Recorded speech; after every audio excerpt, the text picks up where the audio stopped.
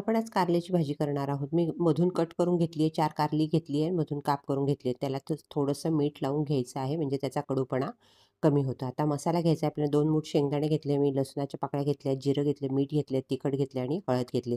हे नसेल तर तुम्ही चटणीसुद्धा घेऊ शकता. आपल्या घरात शेंगदाण्याची चटणी असते, तीसुद्धा भरून केली तरी चालेल. हे मी मसाला वाटून घेतलेला आहे.